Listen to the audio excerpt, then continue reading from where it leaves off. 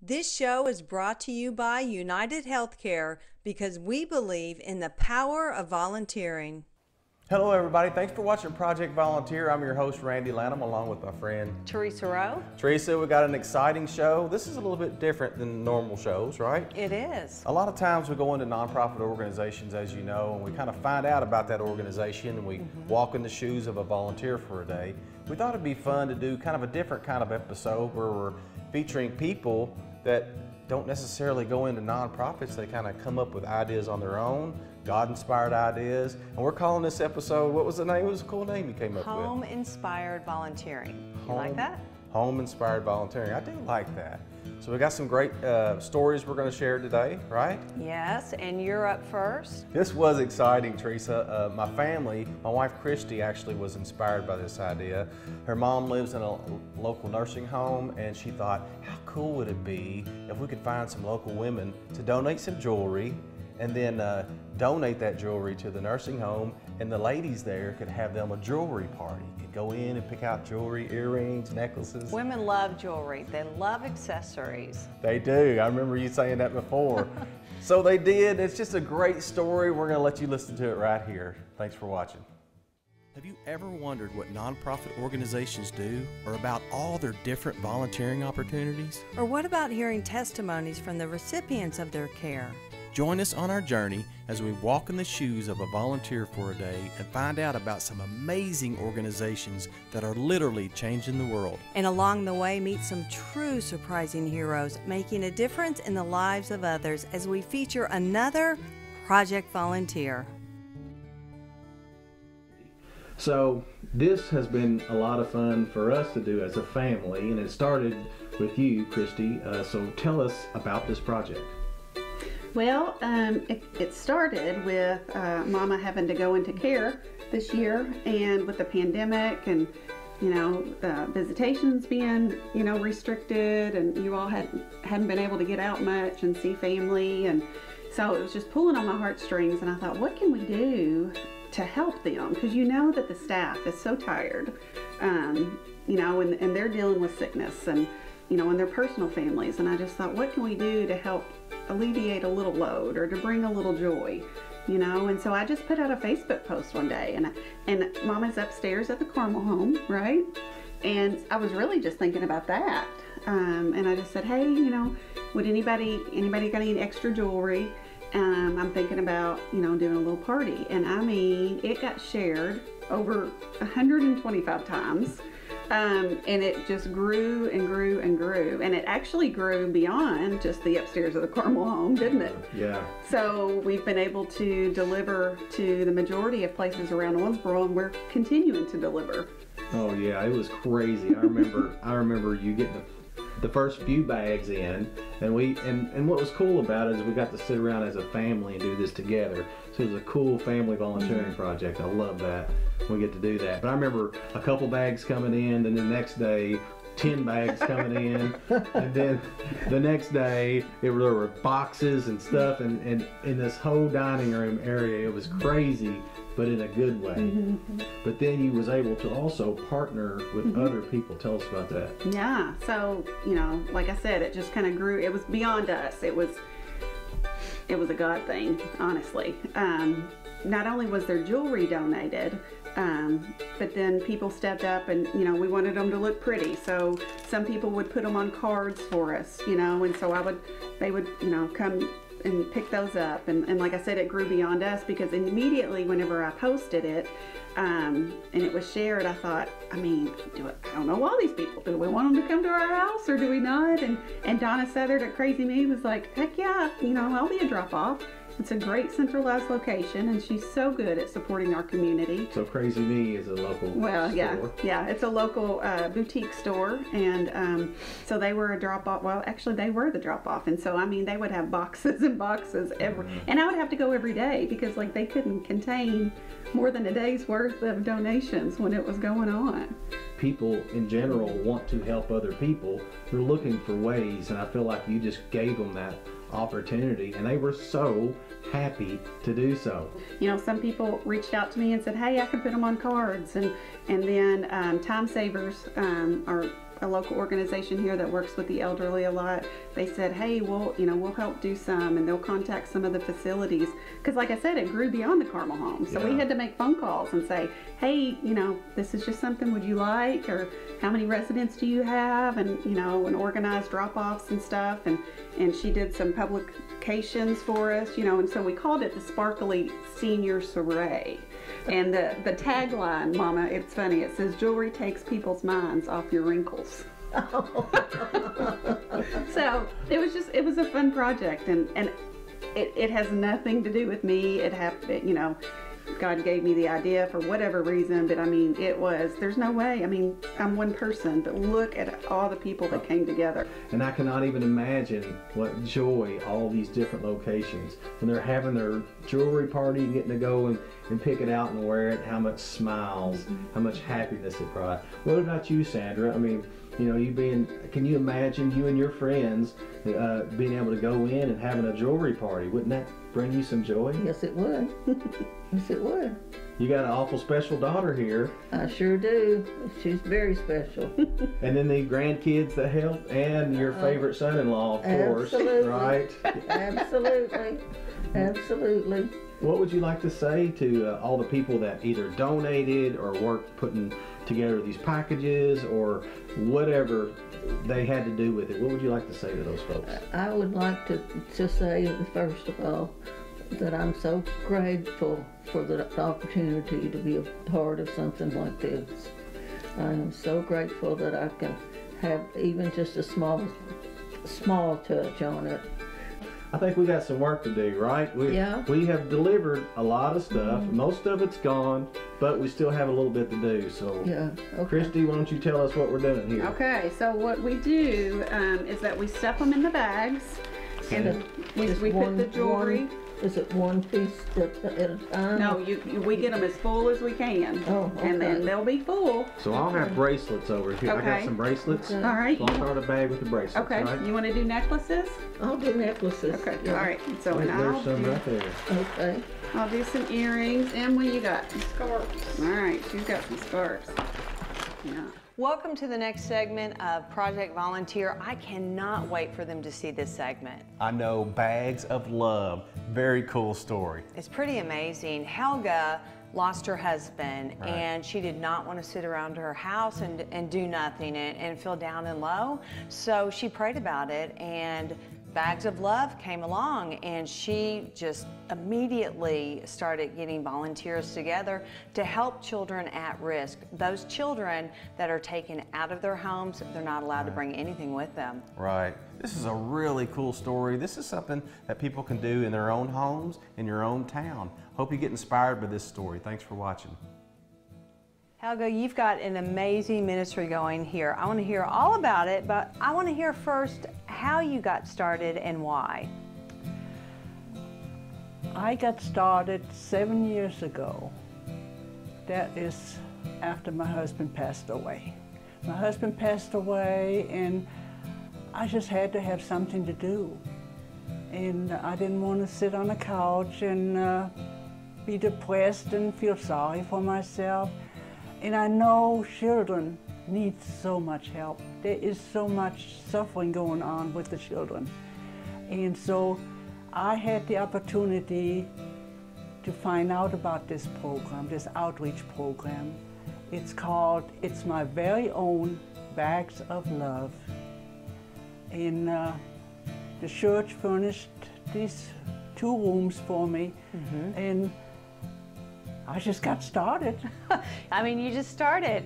Yeah. So tell me how you got started, and we're going to go through some of the steps and what you do. You also have other volunteers that help you out, right? I sure do. I got help, and the biggest help is God's blessing this program.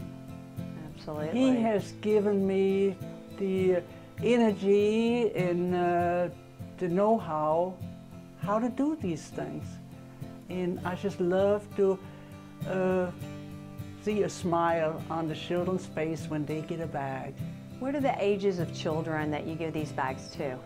We pack these bags for children from infant to 18 years of age. Oh, wow. So I see you've got a blanket right here on the table. So tell me about that. And is this the first step? And do you have to know how to sew very well to be a volunteer? You have to know how to sew. Okay. You don't have to be perfect, but neat. The blankets, we start out with these tops. You have to sew these squares together. Well, first you have to cut them out. And then you sew them together. And after you sew them together, you get a nice big blanket. So that's the size that each child receives, That's the size right? of each blanket. All right. And then we put them here on this table, and we put them together. You take the top, and this is the backing, and this is the bedding. And then when you sew it together, you turn them around. And after you do that, then you end up with a blanket looking like this. That one's nice. And then they're ready to stack on my pile. I see that. You've Right got here. a lot of stuffed animals. And also the bags. That's the next step. We got to have a bag. You want that one? We got to have a bag to put all this in. So you make the bag. So we make the bag. Wow. And then we have, this is a bag that's all packed. Nice. Well, I'm excited to learn what goes in the bag, and so I'm going to help you today. Oh, yes. As a volunteer, and so we're going to pack a bag and put it together. That would be wonderful. You ready to do that? Yes, I am. All right, let's go do it. Okay, Helga, tell me what I need to do to put the bags together, and wow, I mean, the things that you have to put in the bags are totally amazing. I would love these things.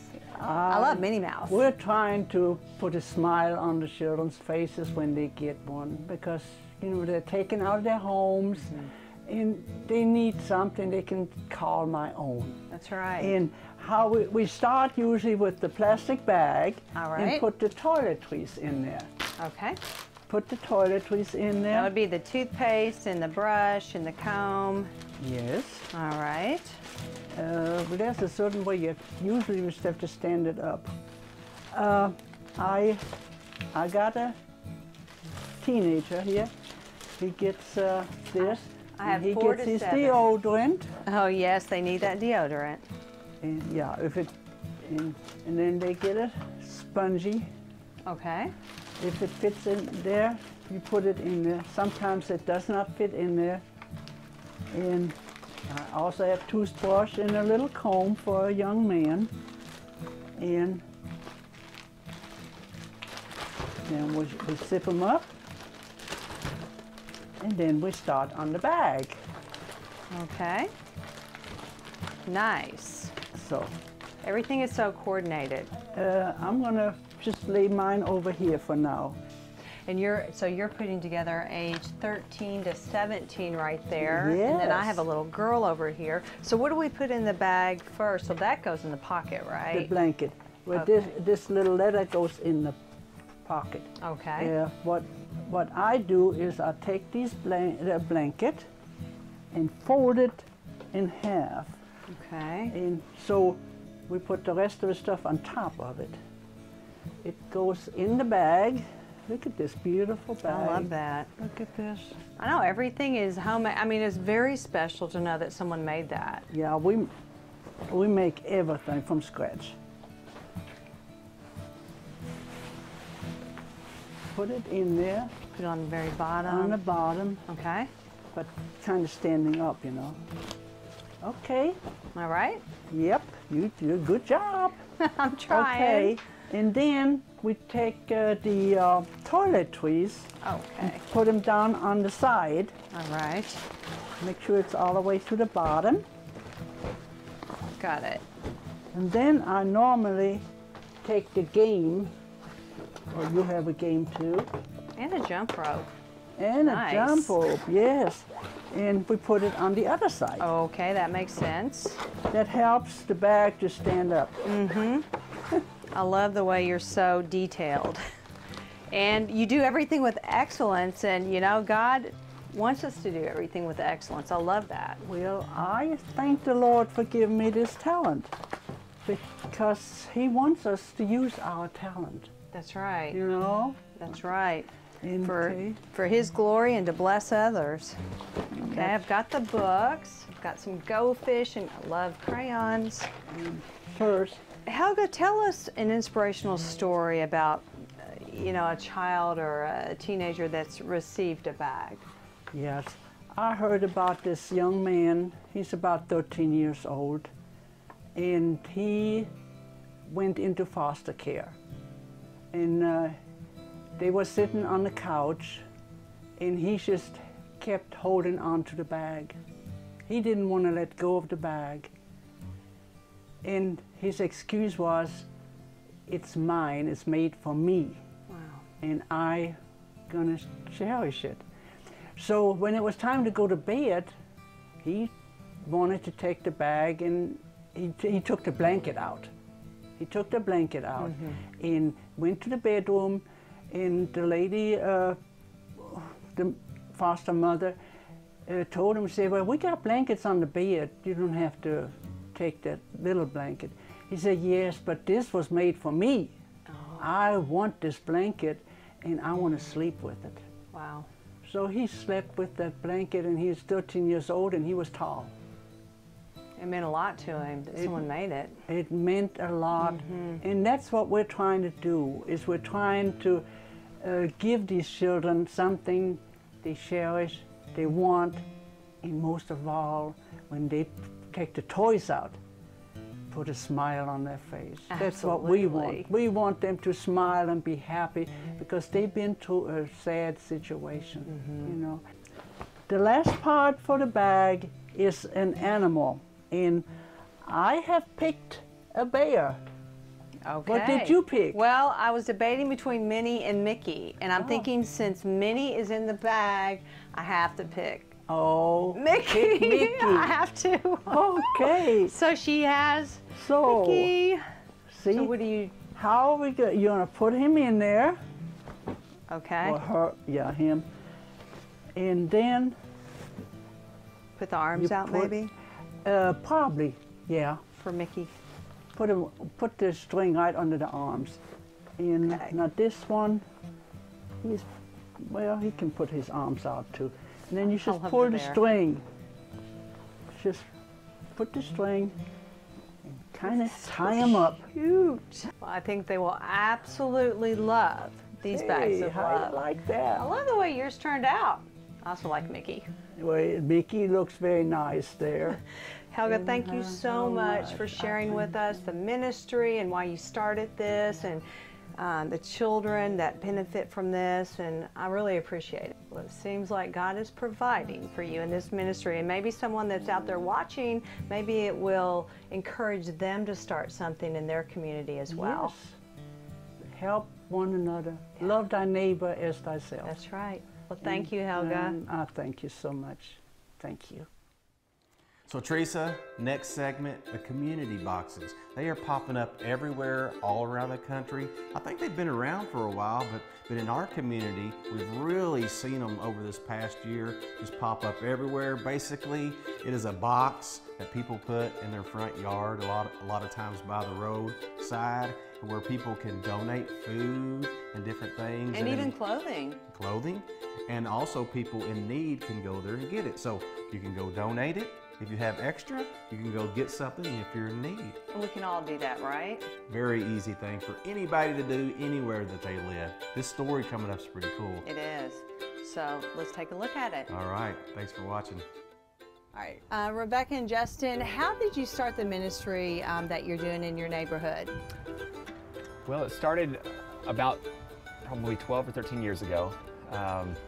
It started out of a desire for international ministry, missions. We had both had some opportunities to go abroad and share the gospel in other countries, and that desire around the time when we got married, we still very much wanted to do that. We wanted to be involved in gospel ministry, whether it be international or whether it be here locally.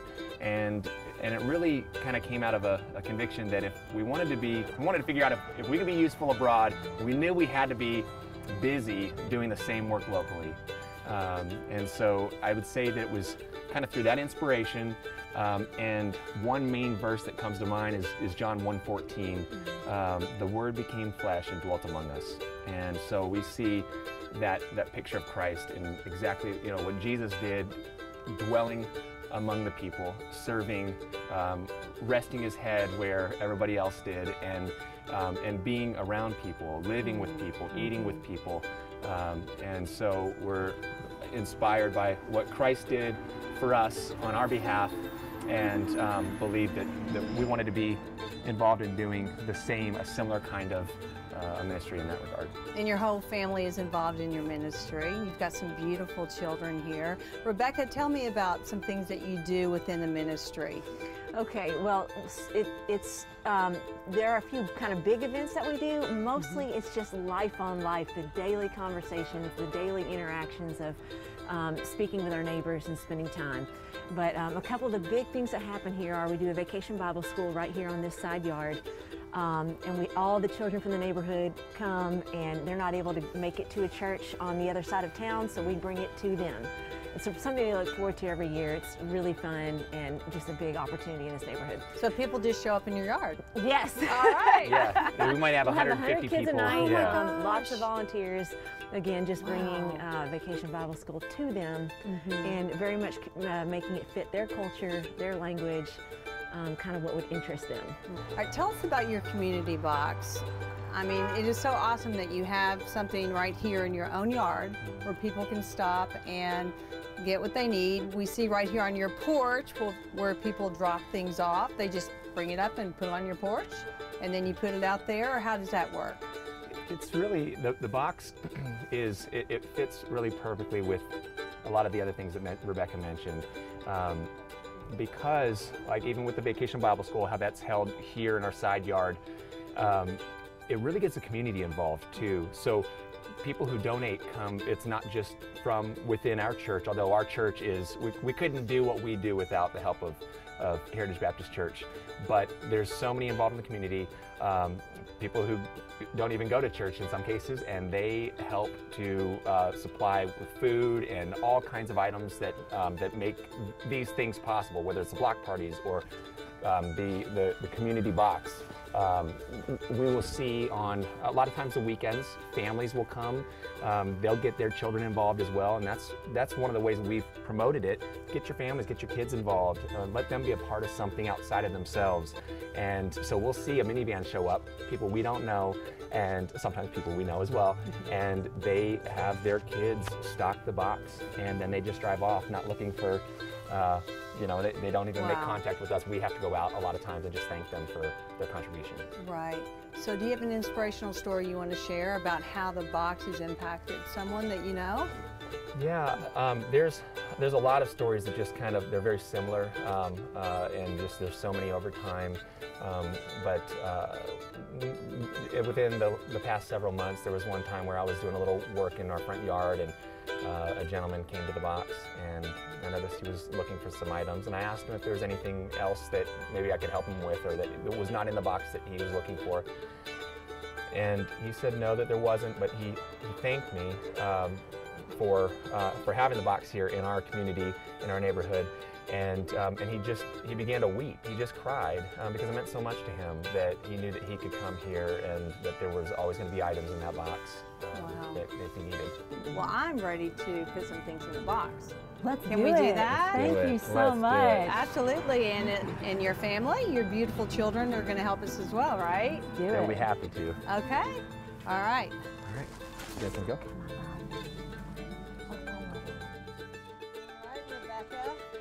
I love the box. Thank you.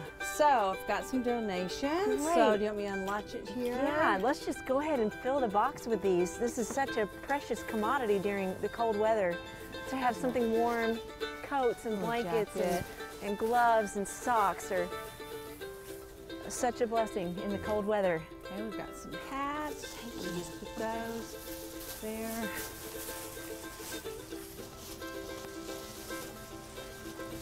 And people can just stop by any time and just drop things off, And right? To just donate. go right ahead and fill it up. Got some Irish Spring. My husband loves that soap. Personal hygiene items are much needed. Toothbrushes. So just like that? Yes, thank you Okay. so much. Hey, well, thank you guys. I really appreciate what you do, and this will definitely inspire other people to do this in their community. I mean, I'm inspired just being here to see what you guys do and how you can just come and drop things off. We all can help each other out. Yes. So thank you both so much, and thank you guys. Thanks, Teresa. You're welcome. Thanks again, everybody, so much for watching Project Volunteer. We hope you have enjoyed this unique episode called Home Inspire Volunteering. It was Teresa's Yes, idea, by the way. mine. Good idea for a show title. But anybody can get inspired. God can inspire all of us to do things right from our home. Don't have to necessarily be right. in a nonprofit organization. So get out there, do something good in your community, and help those in need. Thanks again for watching. Have a great day. Bye. Thanks for watching. Bye. This show is brought to you by United Healthcare because we believe in the power of volunteering.